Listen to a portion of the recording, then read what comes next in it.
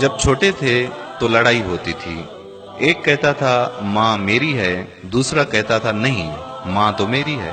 پھر کہتے تھے چلو پھر ماں سے پوچھ لیتے ہیں ماں کس کی ہے، اور جب ماں سے پوچھتے تو ماں ہنس کر ٹال دیتی، کیونکہ اسے پتا تھا کہ ایک وقت وہ بھی آئے گا۔ اب لڑائی اس بات کی ہے کہ ماں تیری ہے، ماں تیری بھی ہے۔ ایک کہتا میں نے پہلا مہینہ گزارا ہے، مجھے پتا ہے میرے بچے کتنی آزمائش میں رہے ہیں، میرے بچوں کی نیند ڈسٹرب رہتی ہے ماں کی کھانسی سے، میں نہیں رکھ سکتا، اب 4 مہینے تم نکالو، ہر کوئی مہینہ رکھے، پھر دیکھوں گا کیا کرنا ہے۔ جس ماں کے قدموں تلے اولاد کی جنت تھی، آج وہی ماں۔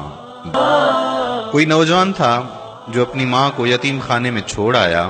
آج ہمارے ہاں بھی اولڈ پیپل ہوم بن گئے، جب ماں باپ بوڑھے ہو جائیں تو تم جا کر انہیں جمع کر دو۔ کیا ہم نے یہ دن بھی دیکھنے تھے؟ خیر، وہ جمع کر آیا اور انتظامیہ کو نمبر دے آیا، جب ماں مرنے لگے تو مجھے فون کر لینا۔ خیر، اس کا وقت آخر آن پہنچا اور کہا ماں مرنے کے قریب ہے اور ملاقات کے شوق میں تم سے ملنا چاہتی ہے۔ وہ پہنچا اور ماں سے کہا کہ ماں تیری کوئی خواہش ہو تو بتاؤ جو میں پورا کر دوں۔ ماں نے جواب دیا کہ بیٹا یہ یتیم خانہ جہاں تو مجھے چھوڑ گیا تھا، اس کے کچھ پنکھے خراب ہیں، جب جون جولائی کی گرمی آتی ہے تو بوڑھے ماں باپ گرمی سے جھلس اٹھتے ہیں، اگر تیرے پاس پیسے ہوں تو یہاں کے پنکھے تبدیل کروا دینا۔ وہ کہنے لگا کہ ماں اگر میں اب پنکھے تبدیل کروا بھی دوں تو تجھے کیا فائدہ، پہلے بتایا ہوتا تو میں پنکھے تبدیل کروا دیتا، تجھے بھی کچھ فائدہ ہو جاتا۔ ماں کی محبت تو دیکھیں۔ ماں نے کہا بیٹا مجھے پنکھے اپنے لیے نہیں چاہیے، میں تو ڈرتی ہوں جب تو کل بوڑھا ہوگا، تیری اولاد تجھے یہاں چھوڑ جائے گی تو مجھے قبر میں بھی سکون نہیں آئے گا، اگر میرے لال کو گرمی لگے گی۔ مجھے پنکھے اپنے لیے نہیں چاہیے بیٹا، مجھے تیرے لیے چاہیے۔ ایک بوڑھا باپ تھا جو موبائل اٹھا کر موبائل والے کے پاس چلا گیا اور اسے کہنے لگا کہ بیٹا یہ موبائل ٹھیک کر دو ذرا۔ نوجوان نے موبائل دیکھا اور کہا کہ بابا جی موبائل تو ٹھیک ہے۔ بزرگ نے کہا کہ ذرا دھیان سے دیکھو بیٹا یہ موبائل خراب ہے۔ دوسری مرتبہ جب دیکھا اور بابا جی سے فرمایا کہ بابا جی یہ موبائل تو ٹھیک ہے، بابا جی نے موبائل پکڑا اور آنکھوں میں موٹے موٹے آنسو آ گئے اور ہچکیاں لیتا ہوا موبائل والے سے کہنے لگا کہ بیٹا اگر یہ موبائل ٹھیک ہے تو میرے بیٹے کی کال کیوں نہیں آتی؟ میں سارا دن کان کو لگا کر بیٹھا رہتا ہوں، میرا بیٹا مجھے کبھی تو کال کرے گا، لیکن اس پر میرے بیٹے کی کال نہیں آتی۔ بوڑھے ماں باپ ہیں، مانگنا بری بات ہے، لیکن میں سوچتا ہوں جب سگنل پر بریک لگتی ہے، جب بوڑھا ہاتھ میرے شیشے کے سامنے آتا ہے، آخر دل میں خیال تو آتا ہے یہ 60 سال کی مائی ہے، اس کی بھی کوئی اولاد ہوگی، کوئی اس کا بھی بیٹا ہوگا، لیکن یہ آج سڑک پر بیٹھ کر مانگنے پر مجبور ہے۔ ماں باپ کیا مانگتے ہیں مجھ سے؟ نماز ختم ہوتی ہے تو سارے لوگ اٹھ کر گھر چلے جاتے ہیں، ایک 60 سال کا بوڑھا مسجد میں بیٹھا رہتا، وہ اٹھ کر گھر نہیں جاتا، کیوں؟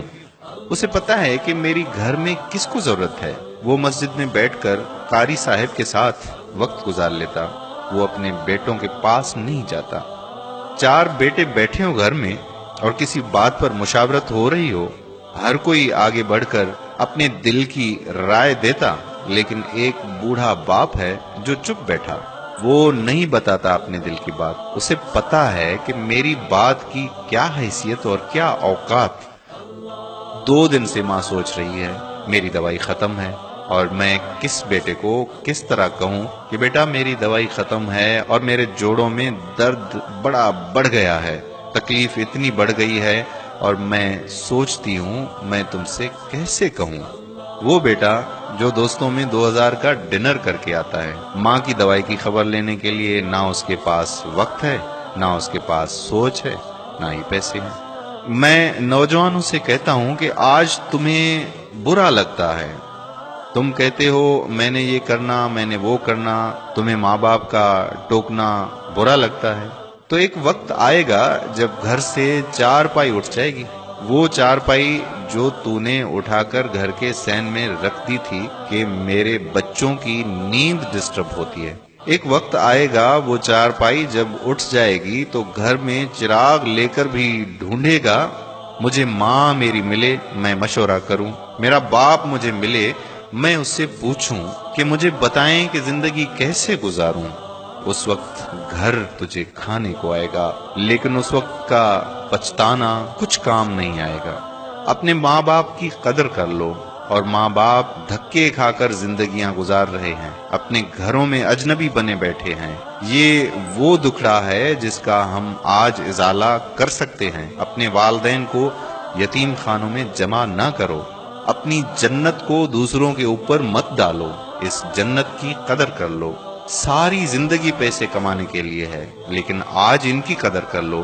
ماں باپ پہ سب کچھ لٹا دو، خود بھوکے رہ لو لیکن ماں باپ کو رسوا نہ کرو۔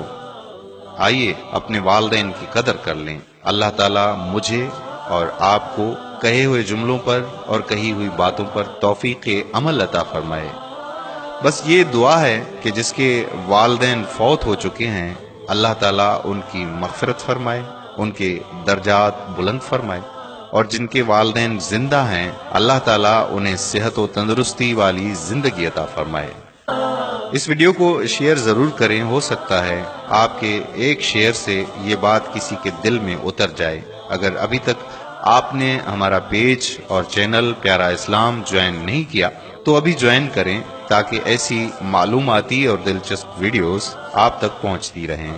جزاک اللہ۔ السلام علیکم ورحمۃ اللہ وبرکاتہ۔